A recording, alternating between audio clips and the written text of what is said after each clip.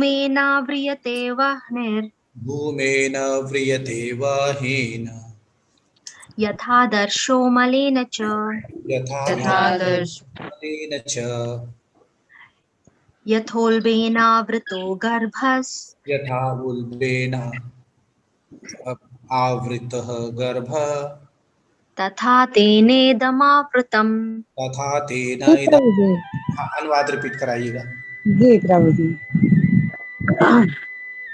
जिस प्रकार अग्नि धुएं से, जिस प्रकार अग्नि धुएं से, दर्पण धूल से, दर्पण धूल से अथवा भ्रूण गर्भाशय से अथवा भ्रूण गर्भाशय से आवृत रहता है, आवृत रहता है, उसी प्रकार जीवात्मा इसी प्रकार जीवात्मा इस काम इस काम की विभिन्न मात्राओं से विभिन्न मात्राओं से रहता है। आवृत रहता है। हरे कृष्ण। प्रभुपाद द्वारा। जय शिलाय प्रभुपाद जी। पढ़िए। जीवात्मा के आवरण की 3 कोटियां हैं, जिनसे उसकी शुद्ध चेतना धूमिल होती है।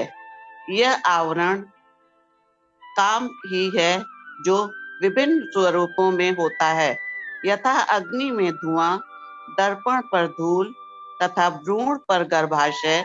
जब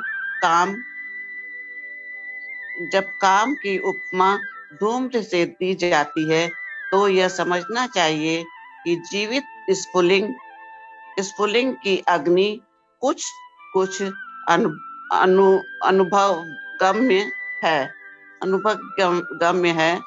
दूसरे शब्दों में, जब जीवात्मा अपने कृष्ण भाव नामृत को कुछ कुछ प्रकट करता है, तो उसकी उपमा धुएं से आवृत अग्नि से दी जाती है। यद्यपि जहाँ कहीं धुआं होता है, वहाँ अग्नि का होना अनिवार्य है,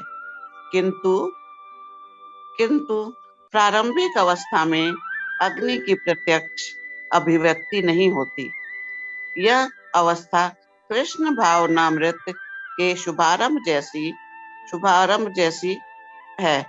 दर्पण पर धूल का उदाहरण मन रूपी दर्पण को अनेकानेक आध्यात्मिक विधियों से स्वच्छ करने की प्रक्रिया के समान है। इसकी सर्वश्रेष्ठ विधि है भगवान के पवित्र नाम का संकीर्तन। गर्भाशय द्वारा आवृत भ्रूण का, गुरुजी और नहीं आ रहा ऊपर, भ्रूण का दृष्टांत सहाय अवस्था से दिया गया है, क्योंकि गर्भ स्थित शिशु इधर उधर हिलने के लिए भी स्वतंत्र नहीं रहता। जीवन की यह अवस्था वृक्षों के समान है। वृक्ष भी जीवात्माएं हैं, किंतु उनमें काम की प्रबलता को देखते हुए उन्हें ऐसी योनि मिली है कि वे प्रायः चेतना शून्य होते हैं। धूमिल दर्पण पशु पक्षियों के समान है और धूम्र से आवृत अग्नि मनुष्य के समान है। मनुष्य के रूप में जीवात्मा में थोड़ा बहुत कृष्ण भावनामृत का उदय होता है, और यदि वह और प्रगति करता है, तो आध्यात्मिक जीवन की अग्नि मनुष्य जीवन में प्रज्वलित हो सकती है। यदि अग्नि के धुएं को ठीक से नियंत्रित किया जाए, तो अग्नि जल सकती है। अतः यह मनुष्य जीवात्मा के लिए ऐसा सुअवसर है, जिससे वह संसार के बंधन से छूट सकता है। मनुष्य जीवन में काम रूपी शत्रु को योग्य निर्देशन में कृष्ण भावनामृत के अनुशीलन द्वारा जीता जा सकता है। आगे गुरुजी।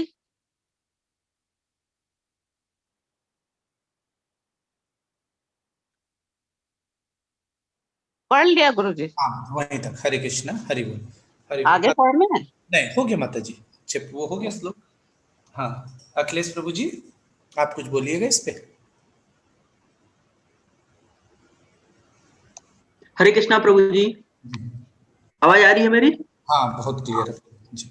हाँ हरे कृष्णा प्रभु जी। प्रभु जी ये जो श्लोक है ये बहुत ही क्लियर है। भगवान ने यहाँ भगवान अर्जुन, अभी इसके पहले जो है गौरव प्रभु बता रहे थे बहुत डिटेल में जो है काम से क्या क्या परेशानियां आती हैं या इंद्रिय भोग से क्या क्या प्रॉब्लम आती है। और तो इसी से रिलेटेड ये श्लोका है। 3 स्तर इसमें बताए गए हैं कि जैसे जितनी भी भोग की भावना होगी उससे जो उत्पन्न होता है क्या कहते हैं, एक आवृत्त या 2-3 चीजें हैं, या चेतना के स्तर से देख सकते हैं। एक तो 3 तरह की चेतना है, एक तो संकुचित है और एक तो अचेतन है और एक में थोड़ा चेतनता है। 3 स्तर है, तो तीनों स्तर से यहाँ पे एक 3 एग्जाम्पल दिए गए हैं, बड़े अच्छे 3 एग्जाम्पल दिए गए हैं जो भगवान यहाँ पे बता रहे हैं। तो इसको हम जो है तीनों को बारी बारी से डिस्कस करते हैं। तो सबसे पहला जो है एग्जाम्पल दिया गया है ये जो, और ये सारी चीजें ये जो आवरण जो बनता है या कह सकते हैं अज्ञानता जो बनती है। सबसे पहले ज्ञान और अज्ञान क्या है? ज्ञान क्या है? ज्ञान वो है जो कि हमको भगवान के बारे में जानकारी दे। ज्ञान क्या है? भगवान को जानना ही ज्ञान है। और अगर भगवान से कुछ ऐसी चीजें जो भगवान से दूर करे वो अज्ञानता है। तो यहाँ पे सबसे बड़ी चीज ये है कि 3 स्तर हुए। पहला क्या हुआ? पहला सबसे पहले क्या? अग्नि और धुएं से जो आवरण जो बन रहा है यहाँ पे। आवरण का मतलब क्या है? जैसे आवरण हमको समझने की जरूरत यह है कि आवरण का मतलब क्या है कि हमारा जो हम भोग करते हैं या इंद्रिय भोग करते हैं या कामना करते हैं, तो इससे क्या होता है कि जो हमारे और भगवान के बीच में एक क्या कहते हैं गैप आता है या वो आवरण बन जाता है, जिससे कि हम उनको देख नहीं सकते या हम उनसे संबंध स्थापित नहीं कर सकते या हम उनके होने का अनुभव नहीं कर सकते। तो इसमें सबसे बड़ी चीज यह है कि अब धुएं का एग्जाम्पल लिया गया है। तो धुएं का एग्जाम्पल जैसे जहां भी धुआं होगा वहां डेफिनेटली आग होगी, आग होगी तभी धुआं होगा। तो जब जो है जो ही आप जो है, और जहां भी धुआं होगा और जो आग है, लेकिन आग ढका हुआ किससे? धुएं से ढका हुआ है। ये हमको समझने की जरूरत है कि आग जो है धुएं से ढका हुआ है, तो डेफिनेटली क्या है? आग है। आग को हम नहीं देख सकते लेकिन उसमें आग है। उसमें धुएं में बार बार चिंगारी भी आती है, चिंगारी भी आती है। तो ये एग्जाम्पल जो है मानव का है, मनुष्य का है, जीव का है, जो जिसके पास चेतना तो है लेकिन उसका जो आवरण का लेवल है थोड़ा हल्का है बहुत ही। और इसको जो है इस आवरण को हटाना बहुत ही आसान है। क्यों? क्योंकि आप जो है वो बीच बीच में चिंगारी भी आती रहती है। जैसे हम सारे लोग जो है जैसे भोग विलास या क्या कह सकते हैं काम भावना में प्रवृत्त रहते हैं, लेकिन कभी कभी बीच बीच में ऐसा होता है, हमको फील होता है ना कि हम कुछ स्पिरिचुअल एक्टिविटीज करते हैं। तो उससे क्या होता है कि हमारा ये जो धुआं रूपी आवरण है या इसको हटाने की बहुत मतलब हटने की बहुत ज्यादा संभावना है। ये तो हुआ पहला एग्जाम्पल। दूसरा एग्जाम्पल ये है कि और ये इसमें ये क्या है? ये मनुष्य के लिए है, मानव के लिए है, क्योंकि मानव की चेतना का विकास है। वो अगर वो चाहे तो बहुत ही आसानी से इस आवरण को हटा सकता है। उसके कैसे हटा सकता है उसको हम लोग बाद में डिस्कस करेंगे, उसका साधन क्या है। दूसरा यह है कि धूल जो है, जो शीशे पे धूल जमा होता है, तो शीशे पे धूल जमा होता है तो वो एग्जाम्पल क्या? पशु का ले सकते हैं हम, पशु का एग्जाम्पल ले सकते हैं। तो पशु जो सेकेंड लेवल है उसमें चेतना का लेवल बहुत ही कम है, बहुत संकुचित चेतना है उसकी। तो उसमें पहले मनुष्य से मतलब कम संभावना, बहुत कम संभावना है कि वो जो है उस आवरण को हटा सके। लेकिन उसको भी वो भी कर सकता है कि आप जो है जैसे शीशे को आप कोई कपड़ा लेके पोंछ देंगे तो हट जाएगा। लेकिन तो पहला सब बहुत आसान है क्योंकि वो मनुष्य, मानव में चेतना का विकास है। दूसरा पशु का है, उसमें कम चेतना है इसलिए थोड़ा डिफिकल्ट है। तीसरा जो आता है गर्भ वाला है, जो भ्रूण गर्भाशय से आवृत रहता है। तो वो जो भ्रूण जो है क्या होता है, दोनों तरफ से टाइट है एकदम, उसको मूवमेंट नहीं हो सकता, वो मूव ही नहीं कर सकता। तो जब वो मूव नहीं कर सकता, वो हिल ही नहीं सकता। तो इसका मतलब उसमें ये वृक्ष का उदाहरण है। आप जैसे वृक्ष को ले सकते हैं, वो अपने जहां पे खड़ा है वहीं पे खड़ा रहेगा, तो वो मूवमेंट उसका नहीं हो सकता। तो उसका लेवल और नीचे है, उससे सबसे कठिन है कि उस जो आवरण है उसको हटाना। तो ये 3 लेवल हैं। तीनों लेवल को इसलिए ऐसे डिफाइन कर सकते हैं। पहला लेवल क्या है, वो मनुष्य हुआ। उसके लिए बहुत ही आसान है कि ये जो भोग विलास, ये काम की भावना, ये भोगने की इंद्रिय भोग की भावना को की वजह से जो माया से आवृत है, उसके पास उसकी चेतना है, तो उसके पास बहुत सारे साधन उपलब्ध है जिससे कि आसानी से वो इस आवरण को हटा सकता है, भगवान से तदाकार कर सकता है, भगवान की सेवा कर सकता है, भगवान के धाम को जा सकता है। दूसरा ये है, थोड़ा कठिन है, उसमें और जन्म लगते हैं। ये जो है जो पशु का है क्योंकि चेतना का लेवल बहुत नीचे है। और तीसरा जो है वृक्ष का है, जो कि वृक्ष जैसे इसका एक उदाहरण दिया गया है यहाँ पे कि गर्भ में जैसे भ्रूण है तो उसका मूवमेंट नहीं हो सकता, इसी तरह से इसका वृक्ष का मूवमेंट नहीं हो सकता, तो बहुत ही थोड़ा उसके लिए डिफिकल्ट है। तो ये सारी चीजें तो हुई कि हम जो है ये भगवान ये बता रहे हैं कि इसको जो है ये परेशानियां आती हैं, जैसा भी प्रभु जी बताए कि ये परेशानियां आती हैं। क्यों आती हैं? क्योंकि हमारे भोग की भावना, भोगने की भावना ज्यादा से ज्यादा होती है। इसलिए उसी हिसाब से जो जिसने बहुत भोग किया उसको जो है फिर वही पेड़ का मिला जन्म। उसको बहुत तो कहे भगवान के ठीक है, तुमको भोगना है तो तुम एकदम खड़े रहो यहां से ऐसे निर्वस्त्र रह के तो भोगो। दूसरा क्या हुआ, पशु, उससे थोड़ा सा कम भोग पे पशु। तीसरा मनुष्य, तो मनुष्य का जीवन इसीलिए कहा जाता है ना कि बहुत ही जो है दुर्लभ है। यहां से आपको भगवान से तदाकार करने की, भगवान की अनुभूति करने की, भगवान की सेवा करने की या भगवान के धाम में जाने की बहुत ही प्रबल संभावना है और बहुत ही आसान है ये। जैसा कि बताया जाता है ना कि अगर आग है तो उसमें धुआं है और धुआं के साथ जो चिंगारी निकल रही है, क्योंकि बीच बीच में हम आप जग जाते हैं, फिर सोए रहते हैं, बीच बीच जब जग जाते हैं। अब आप जब जग गए तो क्या हुआ, आप तुरंत जो है आग आपको दिखने लगेगी। तो आपको भगवान जैसे क्या है कि भगवान हर जगह है, कण कण में है, जीव के में हर जगह भगवान है, लेकिन हम उनको देख नहीं सकते। क्यों नहीं देख सकते? क्योंकि ये हमारी इंद्रिय भोग की अभिलाषा और इसमें हम लिप्त हैं, इसलिए उनको अनुभव नहीं कर सकते। भगवान हर जगह है। यही हमारे आपके बीच में बहुत सारे लोग जो है उसको देख सकते हैं। तो इसके लिए कैसे आप भगवान को महसूस कर सकते हैं? जैसे हम माला करते हैं, हम सारे लोग माला कर रहे हैं, सभी लोग माला कर रहे हैं, लेकिन हम माला कर रहे हैं, हमारी माला करने में से किसी किसी को माला लगता है जल्दी कैसे टाइम हो कि हम माला करें, किसी किसी को ये लगता है कि अरे यार ये काउंटिंग है, नंबर है, इसको कर ले, किसी को लगता नहीं आज छोड़ते हैं कल करते हैं। तो सबका अपना अपना स्तर है। तो ये इसके बहुत सारे कारण हैं, ये सारे तात्विक कारण हैं। जब जो है जैसे बार बार हम लोग डिस्कस करते हैं कि हम आप जो है भगवान की अनुभूति कर सकते हैं और ये इस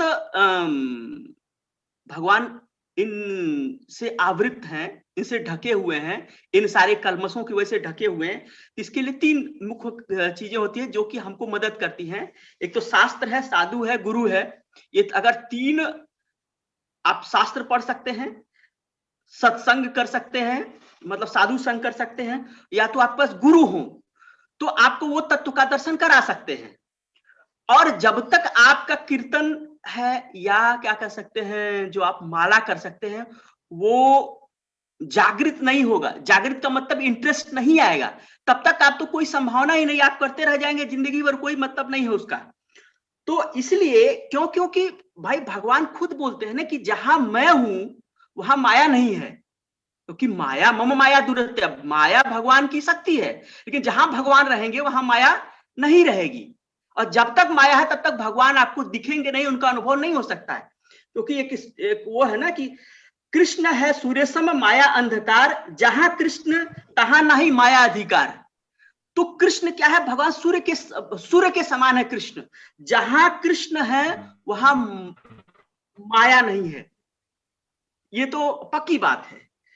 तो अब जो है, अब उसमें कई कारण है कि ये हमको ये पता हो गया कि ऐसी ऐसी परेशानियां हैं। हम ज्ञान, जैसे एक बार क्या हुआ कि एक भक्त ने प्रभुपाद जी से बोला कि प्रभुपाद जी आप बोलते हैं कृष्ण कृष्ण कृष्ण, हमेशा कृष्ण कृष्ण बोलते हैं, क्या आपने इतना आप करते हैं कृष्ण को आपने कभी देखा है? उन्होंने कहा कृष्ण तो मैं हमेशा देखता हूँ, 24 hours I am seeing Krishna, Krishna यहाँ है वहां है। उन्होंने just you sit down, I am just, you are blocking me, I am seeing Krishna now. तो कृष्ण को या की अनुभूति या उनको देखने का मुझे हम सभी देख सकते हैं, लेकिन भगवान खुद बोल रहे हैं कि भगवान ढके हुए हैं। क्यों ढके हुए हैं? और मनुष्य जीवन ही ऐसा है जो कि जो उस आवरण को बहुत ही आसानी से बिना किसी प्रॉब्लम के हटा सकता है। क्योंकि एक श्लोका है भगवत गीता में बड़ा अच्छा, उत्क्रामंतम स्थिति में वापि भुंजानम व गुणान्वितम विमूढ़ा नान पश्यन्ति पश्यन्ति ज्ञान चक्षुषः। भगवान बोलते हैं कि मूर्ख जो होता है, मूर्ख को ये पता नहीं है कि कैसे शरीर का त्याग मनुष्य करता है, और जो है कैसे ये प्रकृति की गुणों के अधीन रहता है। लेकिन जिसकी आंखें ज्ञान से प्रशिक्षित हैं वो सब देख सकता है। तो यहां हम भी हैं, बहुत सारे लोग हैं, सभी लोग जो है भगवान को अनुभव कर सकते हैं, भगवान से तदाकार कर सकते हैं, उनको फील कर सकते हैं, उनकी क्या कहते हैं उनका रसास्वादन कर सकते हैं, उनकी लीलाओं का आनंद ले सकते हैं, ये सब कर सकते हैं। क्यों? और कब तक नहीं कर सकते? जब तक ये आवरण रहेगा। आवरण कैसे हटेगा? आवरण हटाने का कारण जो है बहुत ही अच्छा, ऐसा मैंने बताया, शास्त्र, साधु और गुरु। तो अभी बात आती है कि जैसे गुरु का आता है बार बार, तो गुरु बहुत ही मतलब बेस्ट, सबसे बिना उनके तो नहीं संभव है। तो गुरु क्या है? किया विप्र किया न्यासी शूद्र के निर्णय, यही कृष्ण तत्ववेत्ता से ही गुरु है। मतलब क्या है? गुरु कौन है? गुरु क्या है? जो कृष्ण वेत्ता है, कृष्ण के तत्व की वेत्ता है। गुरु तत्व भी होता है, कृष्ण तत्व भी होता है। तो कृष्ण तत्व को जो कृष्ण से तद विधि पाते न परिप्रश्न न सेवा ज्ञानम ज्ञानम ज्ञानिनम तत्व दर्शन। तो मतलब क्या है? क्योंकि वो उनका वहां उनका जिक्र क्यों आ रहा है? क्योंकि उन्होंने तत्व का दर्शन किया है। और हमको आपको पता नहीं, हम जिंदगी भर माला कर रहे हैं, कुछ प्रयास कर रहे हैं, रोज कोशिश कर रहे हैं, लेकिन हमको आपको जो है वो अनुभूति नहीं हो पा रही, वो इंटरेस्ट नहीं आ पा रहा है, वो आवरण हट नहीं रहा है। आवरण है, हमको पता है, भगवान खुद बता रहे हैं कि आवरण है, लेकिन आवरण वो हट नहीं रहा है। चेतो दर्पण मार्जनम भवमः, ये जो है, ये जो हमारे जो चित्त पे जो धूल है वो हट नहीं रही है। उसके लिए हम प्रभु जी बताते, सब बताते हैं कि माला है, माला करते तो मार्जन करिए, इसको मार्जन बराबर अपनी ये जो धूल है उसको हटाने के लिए चित्त का मार्जन करिए, करते रहिए, तो इससे हटेगा। लेकिन क्या है कि उसमें फिर भी आपको हर्डल लगता है। तो ये सारी चीजें इसीलिए बोला जाता है कि शास्त्र, साधु और गुरु ये इसमें बहुत बड़े मतलब सहायक होते हैं। तो ये आपको तो फिर प्रॉब्लम आती है कि नहीं, हमको तो मिलता नहीं, हम तो चाह रहे हैं, हमको मिलता नहीं।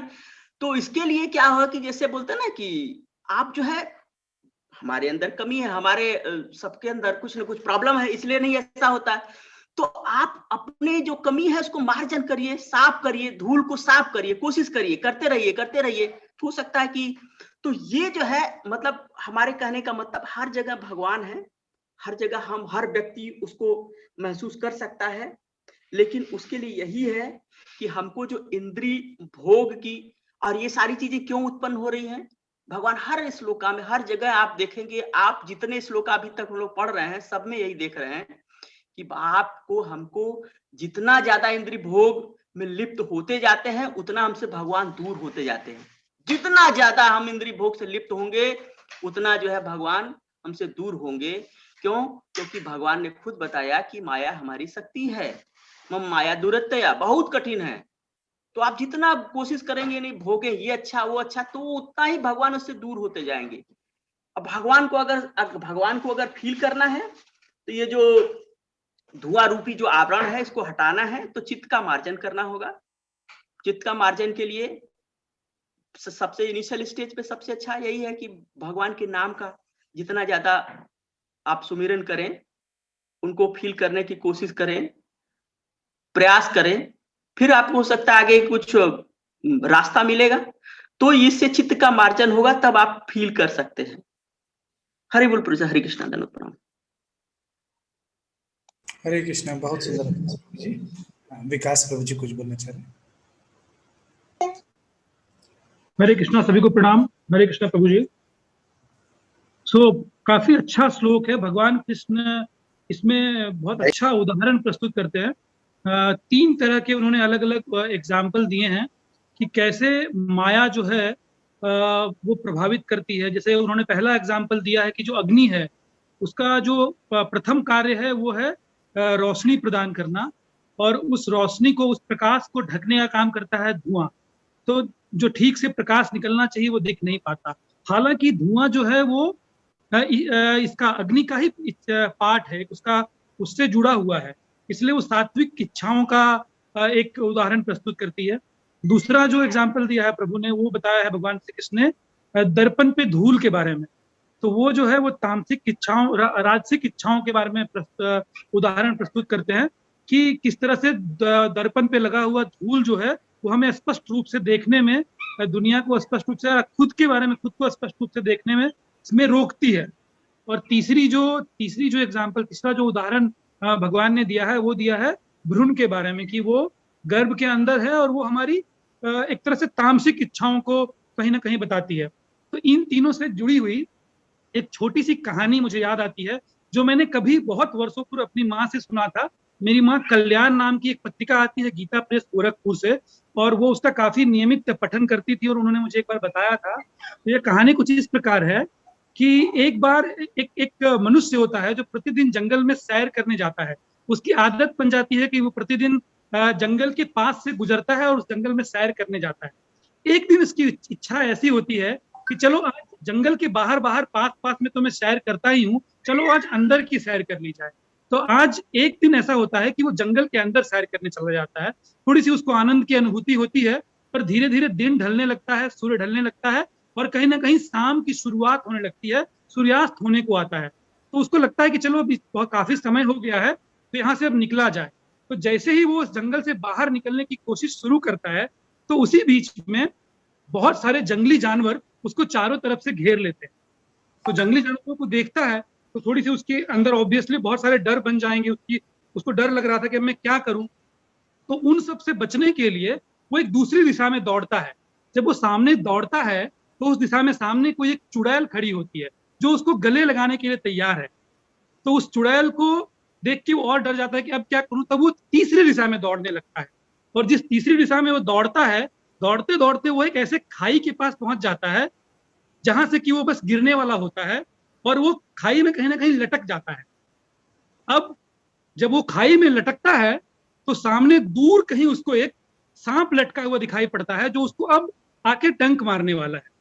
और इसी बीच में उसको 2 तरह के चूहे भी वहां पे दिखाई पड़ते हैं, जो काले चूहे होते हैं कुछ, और कुछ सफेद चूहे होते हैं। और आप विस्मित हो जाएंगे यह जानकर कि वह मनुष्य हंस रहा है। क्यों हंस रहा है? तो दार्शनिकों ने इस पर विचार किया तो ये बात निकल के आई कि वहां कहीं एक मधुमक्खी का छत्ता था, और वह मधुमक्खी के छत्ते से मधु यानी हनी टपक रही थी, जो उसके मुंह पे सीधे गिर रही थी, और उस मधु का स्वाद लेकर, अनुभव पाकर वह मनुष्य खुश हो रहा था। हम सब ऐसे ही हैं।